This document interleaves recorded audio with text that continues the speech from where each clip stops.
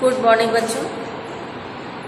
अभी तक आपने बहुत सारे निबंध पढ़े हैं, लेकिन इस बार जो है एक नया टॉपिक मिला है, वो है संक्रामक रोग का कारक कोरोना वायरस। तो बेटा, कोरोना वायरस क्या है, किस तरह से ये लोगों को संक्रमित करता है, क्या इसके दुष्प्रभाव हैं, क्या इसके उपचार हैं, क्या इससे लाभ है, क्या हानि है, लॉकडाउन हुआ उससे क्या हानियाँ हुई, क्या क्या लाभ हुए, बहुत सारी चीज़ें हैं जो इसके अंतर्गत आती हैं। तो हम कोरोना वायरस के सबसे पहले मुख्य बिंदु देखेंगे। तो सबसे पहले हेडिंग क्या डालेंगे? संक्रामक रोग का कारक कोरोना वायरस। निबंध का टॉपिक है संक्रामक रोग का कारक कोरोना वायरस।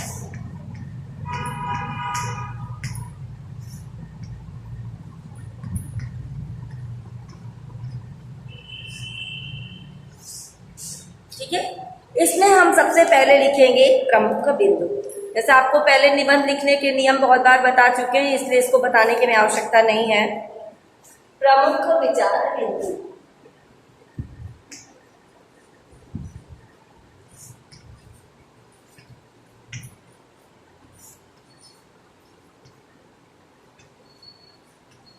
इसके अंतर्गत हम सबसे पहले क्या लिखेंगे?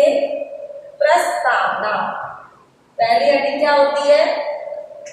प्रस्तावना। ये पहली हेडिंग है। दूसरी हेडिंग होगी आपकी जैसे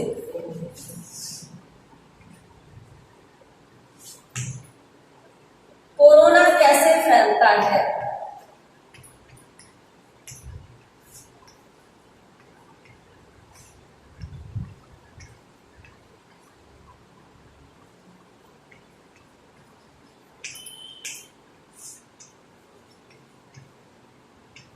कि कोरोना कैसे फैलता है। तीसरी हेडिंग है कोरोना वायरस के लक्षण।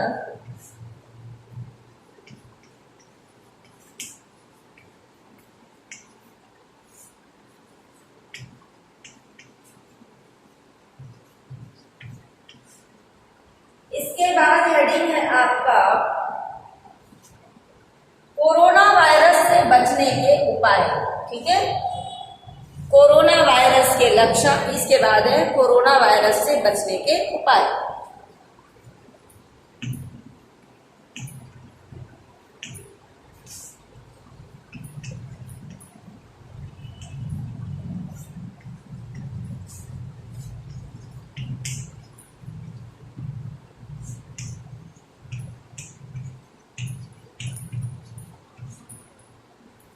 नेक्स्ट हेडिंग है आपकी बेटा कोरोना वायरस का चीन पर फैलाव। तो ऊपर से हमें मिटाना पड़ेगा, मेरे पास स्पेस कम होता है। 5 नंबर हेडिंग है कोरोना वायरस का चीन पर पहला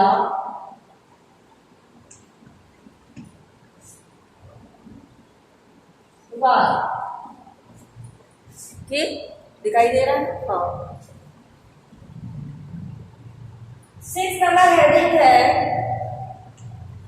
कोरोना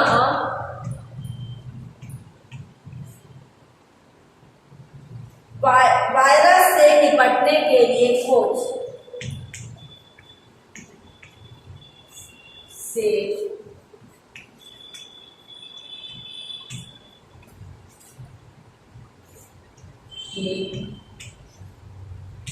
लिए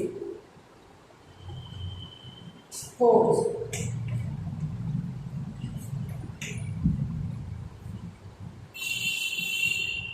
लॉकडाउन की भारत ने की पहल। 7 नंबर पे है लॉकडाउन की भारत ने की पहल।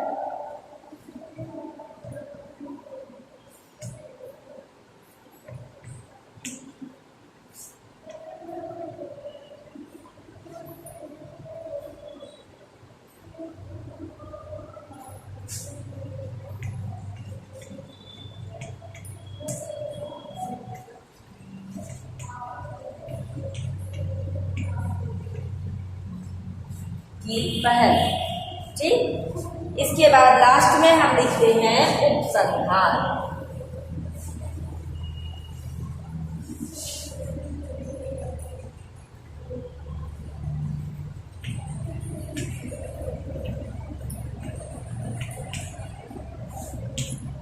हमने आपको सारे हेडिंग्स बता दी हैं, हम इसके अंदर के डिटेल्स को पढ़ेंगे।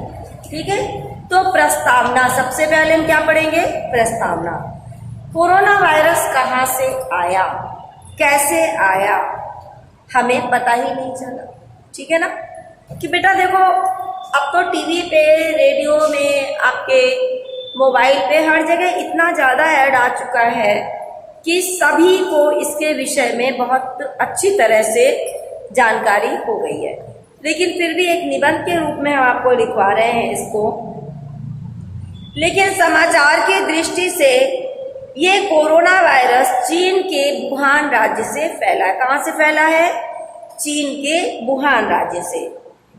कहा जाता है कि चीन के वुहान राज्य में समुद्री खाद्य बाजार अर्थात पशु मार्केट से निकलकर चीन के कई राज्यों में फैला और देखते ही देखते इसने लाखों लोगों की जिंदगी को निगल लिया। ठीक है ना बेटा, इतना फैला कि लाखों लोग इसमें मर गए हैं। इस कोरोना वायरस ने 180 देशों को और अनेक राज्यों को अपनी चपेट में ले लिया। दिसंबर 2019 में चीन में पहली बार कोरोना वायरस से मौत की पुष्टि हुई थी। इस वायरस ने लगभग 2 लाख लोगों की जान ली है अभी तक। ठीक है ना, अभी तक क्या हुआ है? 2 लाख लोगों की जान ले चुका है। 7 जनवरी 2020 को चीन ने वर्ल्ड हेल्थ ऑर्गेनाइजेशन को नए वायरस कोरोना वायरस कोविड-19 के विषय में जानकारी दी। कोविड-19 इसको हम कहते हैं बेटा, कोरोना वायरस एक कॉमन है लेकिन कोविड-19 जो है ये खतरनाक है। कोरोना कैसे फैलता है? जैसा कि आप लोगों ने अभी तक मोबाइल, टीवी के माध्यम से सुना होगा कि कोरोना वायरस किसी कोरोना संक्रमित व्यक्ति के छींकने से, खांसने से उसके आसपास के लोगों में बहुत तेजी से फैलता है। किसी कोरोना वायरस से संक्रमित मरीज के थूक को सतह पर छूने से और फिर अपने मुंह, चेहरे, नाक को हाथ में लगाने से फैलता। मान लीजिए कोई कोरोना वायरस से संक्रमित व्यक्ति है, वो कहीं पे बैठा हुआ, उसने वहां पे छींका तो उसके जो वायरस हैं वो उस जगह पे गिरे, और फिर कोई दूसरा व्यक्ति बैठा, उसने वहां पे हाथ लगा दिया, वही हाथ भूल से उसने मुंह में, नाक में कहीं लगाया तो वो वायरस उसके अंदर प्रवेश कर जाता है।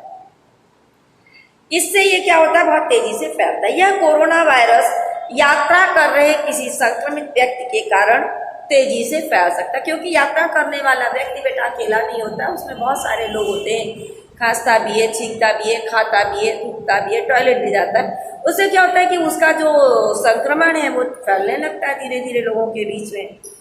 ठीक है ना, तो इतना ही नहीं, हवाई जहाज की सीट पर यह कई घंटों तक जिंदा रहकर स्वस्थ व्यक्ति को संक्रमित कर लेता है। कहते बेटा कि जो स्थान बहुत शीतल और साफ होता है वहां पर ये घंटों तक जीवित रह सकता है। कहा जा सकता है कि कोरोना वायरस से संक्रमित व्यक्ति हजारों लोगों को संक्रमित कर सकता है। एक व्यक्ति से हजारों लोग संक्रमित हो सकते हैं।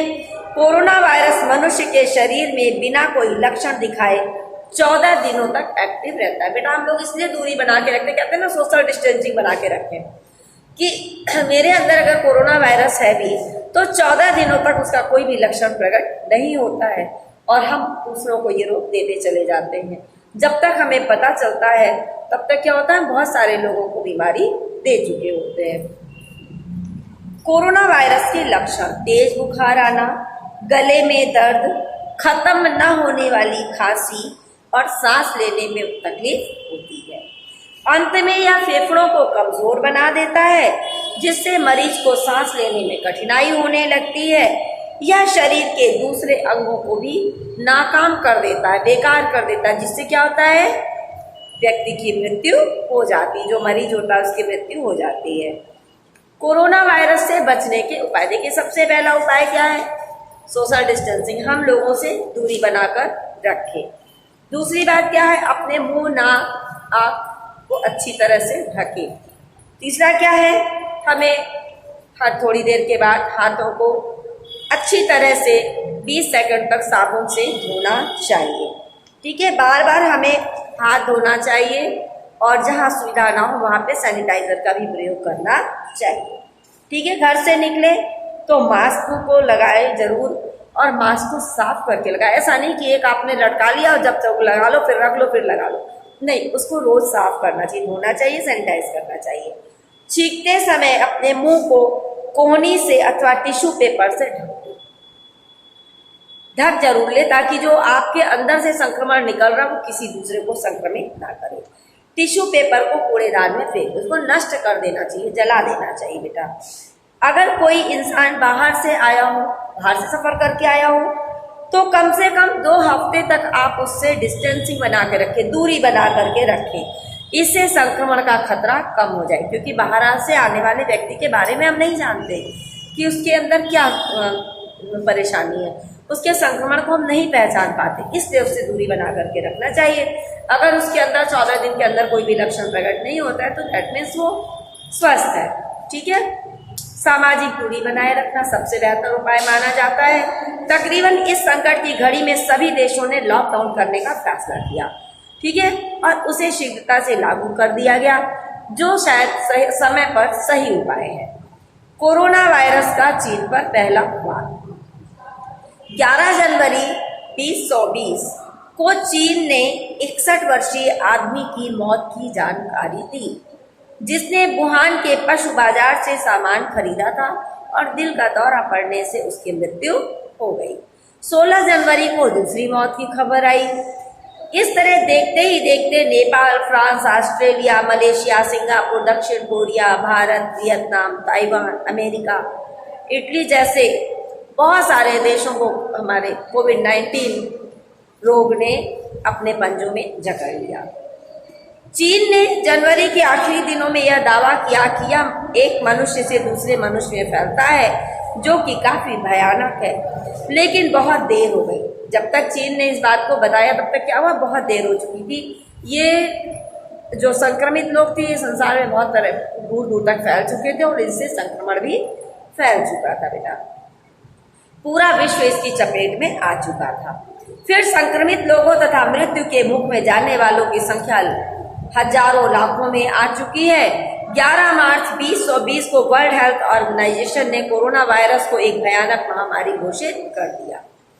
कोरोना वायरस से निपटने के लिए खोज: तो बेटा जैसा कि आपको पता है कि कोरोना वायरस से निपटने के लिए हमारे देश के ही वैज्ञानिक नहीं, विदेशों के वैज्ञानिक भी इसकी वैक्सीन ढूंढने में अभी भी लगे हुए हैं, लेकिन अभी तक इसमें सफलता प्राप्त नहीं हो पाई। आयुर्वेदिक, होम्योपैथिक आदि संस्थाएं भी इसके लिए प्रयत्न कर रही हैं, लेकिन अभी तक हमें इसमें कोई सफलता प्राप्त नहीं हो पाई।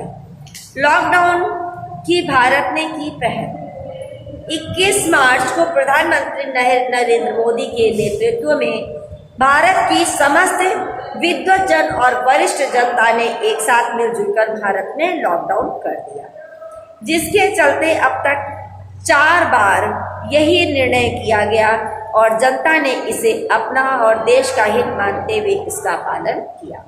सारे देश में धारा 144 लगा दी गई। दुकानें, दफ्तर, स्कूल, रेस्टोरेंट, होटल सब बंद कर दिए गए। देखिए इसकी जानकारी आपको बहुत अच्छी तरह, क्योंकि आप भी स्कूल नहीं आ रहे हो काफ़ी दिनों से, तो आपको मालूम है ना कि 5-6 महीने से हम सभी इस लॉकडाउन से परेशान हैं।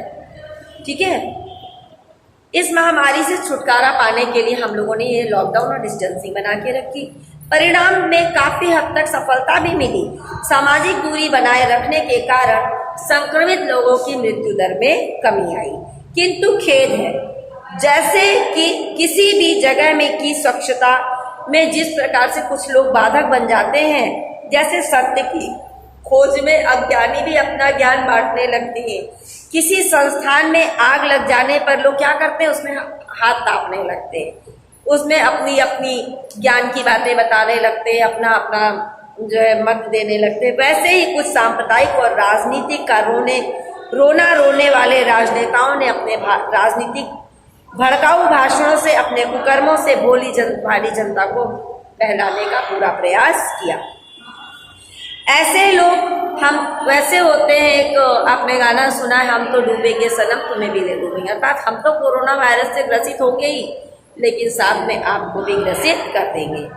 ठीक है, ऐसे लोगों से बचना ही श्रेयकर है, क्योंकि कटीली झाड़ियों को कोई भी अपने घर की शोभा नहीं बनाता है। अब हम इसमें उपसंहार पढ़ेंगे बेटा, लास्ट रीडिंग है आपकी। देखा जा रहा है कि जहां मरीजों का इलाज चल रहा है वहां हर चीज में कोरोना वायरस का प्रकोप है। कोरोना वायरस बहुत समय तक हवा में और कपड़ों में कई घंटों तक जीवित रह सकता है।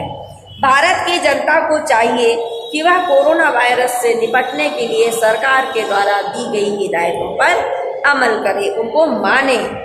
ठीक है, इससे क्या होगा कि उसकी और उसके परिवार की रक्षा होगी। साथ ही सामाजिक दुष्प्रभाव फैलाने वाले लोगों और उनकी मोबाइल संदेशों के भाषण से दूर रहना चाहिए। वे सभी कोरोना वायरस से भी अधिक खतरनाक हैं, जो हमारे मन को दूषित कर देते हैं। बेटा अब इसी में हम आगे थोड़ा सा लॉकडाउन के विषय में भी पढ़ लेते हैं।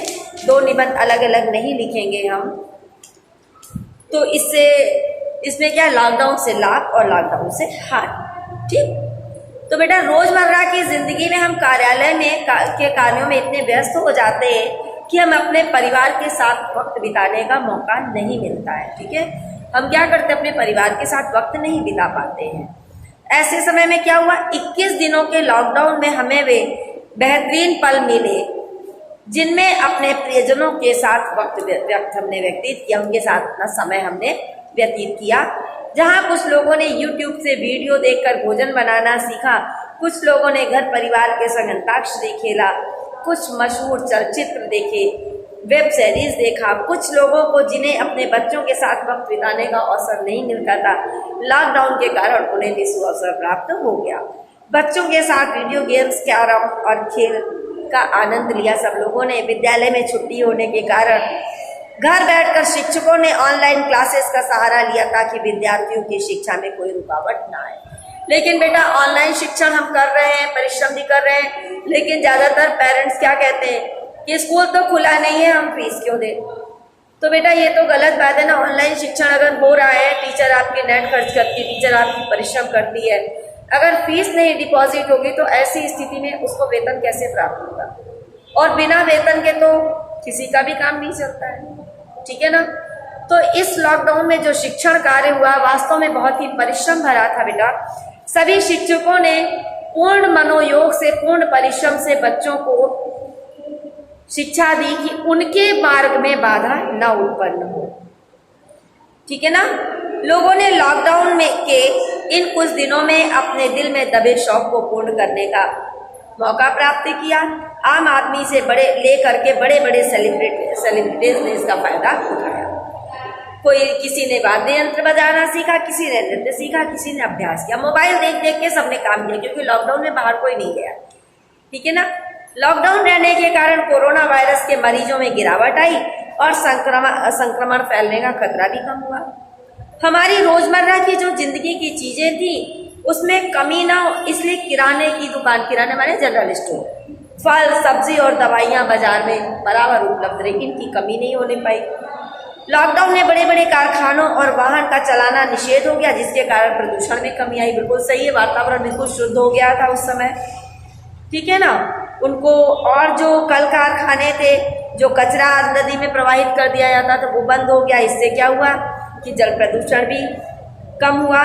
वायु प्रदूषण पे नियंत्रण आया, साथ ही जल और ध्वनि प्रदूषण में भी गिरावट आ गई, क्योंकि बड़े बड़े कार्यक्रम बंद कर दिए गए, लाउड स्पीकर बंद हो गए, शोर शराबा बंद हो गया, जो प्रकृति के लिए लाभदायक है।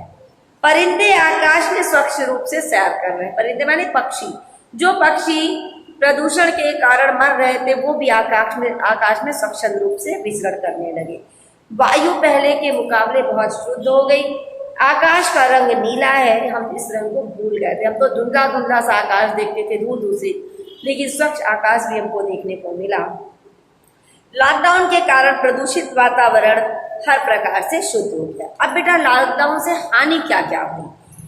बड़े बड़े कार्यालय, कल कारखानों को बंद करने के कारण मजदूरों पे आफत आ गई। मजदूर वर्ग परेशान हुआ थोड़ा सा, क्योंकि वो उनका काम था मजदूरी से जीवन यापन करना।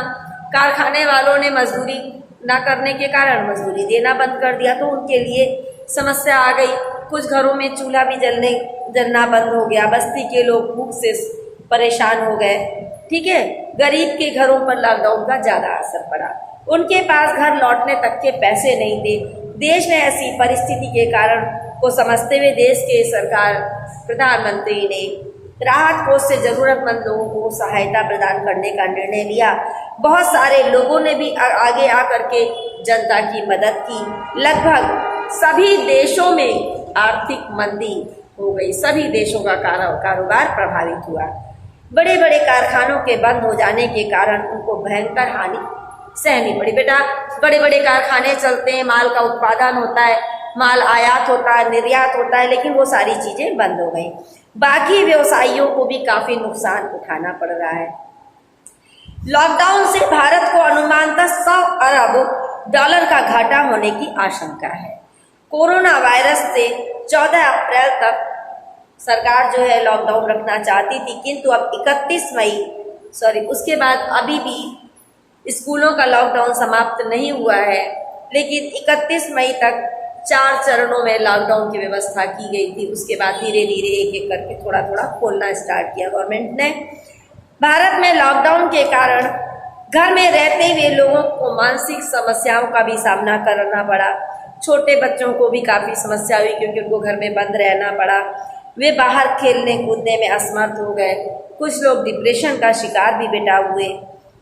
ठीक है, इन सब से बचने के लिए बस एक ही उपाय है कि अपने आप को ज़्यादा से ज़्यादा कामकाज में लगाए रखें। बेटा आपको जो ऑनलाइन शिक्षण दिया गया उसका भी एक ही उद्देश्य था कि आप सब शिक्षण के कार्य में व्यस्त रहेंगे, आपका समय अच्छा बीतेगा, आपकी पढ़ाई का नुकसान नहीं होगा, और खाली नहीं बैठेंगे तो दिमाग आपका भी व्यस्त रहेगा, तो आप खुश रहेंगे। अगर एकदम आपको खाली कर दे, बेटा आप लोग पढ़ाई से भागते हो, लेकिन अगर आपके जीवन से कभी आप सोचो कि शिक्षा को एकदम बाहर कर दिया जाए, है ही नहीं कोई चीज़, तो थोड़े दिन में आप उबने लगोगे, आपकी ज़िंदगी में कुछ नहीं बचेगा। क्या बचेगा? वही घर के थोड़े से काम जो सारे लोग मिलके निपटा लोगे, फिर सारा दिन क्या करोगे? एक अशिक्षित की तरह गंवारों का जीवन आपके पास रह जाएगा। इसलिए शिक्षा बहुत ज़रूरी थी, और लॉकडाउन में भी आपको आपके शिक्षण का पूरा प्रबंध किया गया। ठीक है ना बेटा? अब इसमें हम लास्ट में उपसंहार भी बता दे रहे हैं कि भारत में प्रधानमंत्री श्री नरेंद्र मोदी जी ने कोरोना के प्रकोप को नियंत्रण करने के लिए 14 अप्रैल तक पूर्ण लॉकडाउन की घोषणा की थी, लेकिन संक्रमण को बढ़ते देखकर 31 मई तक बढ़ा दिया गया। इसके बाद इन निर्देशों का पालन करना हमारा कर्तव्य है, ताकि अतिशीघ्र इस जानलेवा महामारी से हमको मुक्ति मिल सके, और तभी हम और हमारी सरकार सामान्य जीवन व्यतीत कर पाएंगे। जिंदगी से बढ़कर बेटा कोई चीज़ नहीं होती है। घर पर रहकर ही हम इस महामारी पर नियंत्रण पा सकते हैं। ठीक है, तो इतना ही आज के लिए। थैंक यू बेटा। और इस निबंध को आप कॉपी में जरूर लिखेंगे, मोस्ट इम्पॉर्टेंट निबंध है। Thank you.